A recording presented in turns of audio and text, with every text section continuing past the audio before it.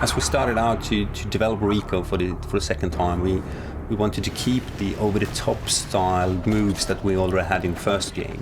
It's a bit crazy, it's a bit unrealistic, but it's really fun and it looks very cool. Just Cause 2 it's not realistic. We don't want it to be realistic. It's more like the laws of physics on drugs. Really, really, really fast-paced action.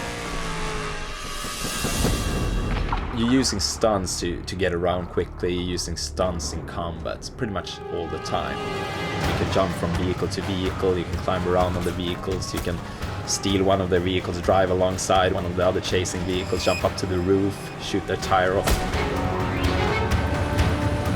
Maybe plant C4 on their roof, then jump to another vehicle and set it off.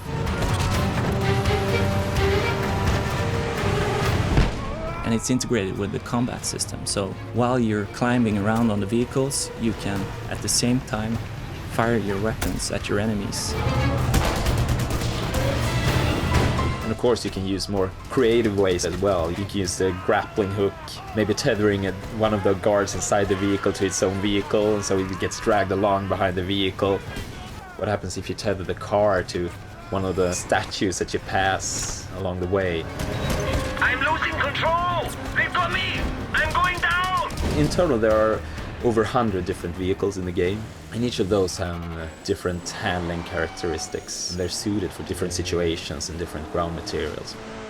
Let's say you're driving a sports car, and that's not going to be good for crossing the desert, or it's not going to be easy to drive if you end up off-road.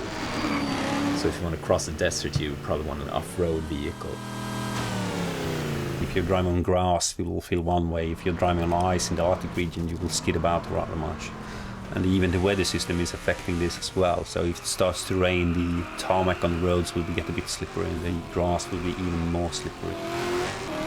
We have a quite advanced real-time damage and deform system for the vehicles. So you're going to see parts flying off in real time, you're going to see it deform in real time, and that also influences handling. If you damage the engine, it's going to start to sound weird and go slower. You can of course blow tires, and that's going to make it difficult to control. We want it to be over the top, we want it to be crazy, so you can do really, really stupid stuff here. You can drive faster, you can brake harder, you can accelerate faster than any real world car can.